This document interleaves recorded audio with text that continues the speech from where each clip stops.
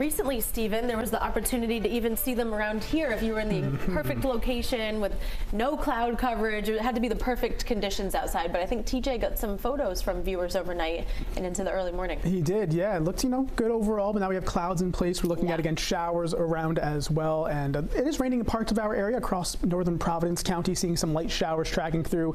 Here is Providence. The wide view shows that, blanket of clouds overhead, and again, looking at those showers to be tracking through for the rest of today and even into tonight. Some of the rain could be actually heavy at times with some thunderstorms tracking through late tonight. Temperatures right now on the cool side in the 60s across the board, 67 in Providence, 69 over in New Bedford, 65 in Newport. So it's that cool but muggy feel out there with a southeast wind right now. Seeing the radar. Again, this is all lighter range tracking on through. Nothing too heavy right now. The wide view does show, though, the motion of it's all kind of moving east-northeast across our area, but still seeing some indications of some heavier bursts of rain possible off to the west. And again, we'll be watching that for later tonight with some thunderstorms tracking through as well. So my three key things: those showers around for the rest of the day, have the umbrella with you.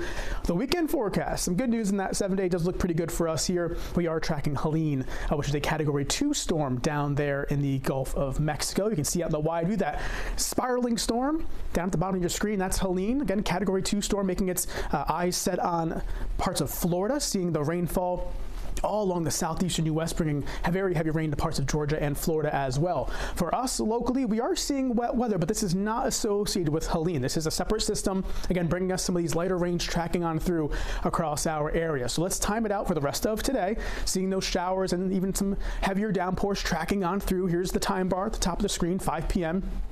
Evening commute looks to be a little bit on the wet side with those downpours tracking on through across the area. Late tonight, this is now looking at midnight or give or take an hour or so around there. Notice these separate areas of some yellows and oranges and reds, perhaps some thunderstorms tracking on through. Very hit or miss, but certainly do not be surprised if you hear some thunder rumbling later tonight while you're sleeping during the overnight hours. And the good news is, though, all of this clears out in time for Friday, and it turns out to be a pretty good day overall, with northwest winds taking over, giving us some drier air, and yes, the return of some sunshine for a good part of Friday, and really actually into the entire weekend as well. Excuse me.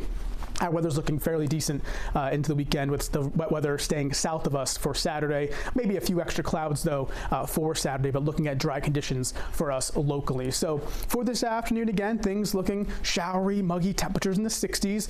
Shifting gears, though, to Helene, Category 2 storm, winds of 105 miles per hour.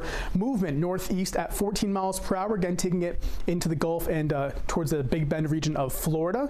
Hurricane warnings posted for the Big Bend as well into Georgia, this red area here. Tropical storm warnings for much of the rest of Florida. Also, what's not shown here are the tornado watches that are covering pretty much the entire same area in the peninsula of Florida. The eastern side of the storm really does give those chances for tornado watches across the area. So definitely a serious situation down here. The Helene track looking to be a Category 3 storm at landfall as it moves northward. And you can see it takes it into Georgia and eventually weakens it over land, but still bringing very significant impacts to this area, potentially life-threatening storm surge as well east of the track. So really talking about the Big Bend region down towards the western side of Florida. You can see the storm surge forecast here. 12 to 18 foot storm surge, Perry, Cross City down to Cedar Key, even as far south as Tampa, seeing potentially 5 to 8 feet worth of storm surge. So again, a very serious situation down here in Florida. If you have any people, friends, family living down here, you might want to check in on them as we go into the rest of today. 7-day forecast, again, for us locally, showers for the rest of today into early Friday. Drier conditions take us through the weekend for Saturday and Sunday, and then as we go into next week, staying on the dry side with temperatures near 70. So for us locally, not too bad. Unfortunately, though, for Florida, significant storm impacting them. Yeah, we'll definitely be tracking that throughout the afternoon, right? Okay, thanks, Stephen. Here's a look at the stories we're working on today.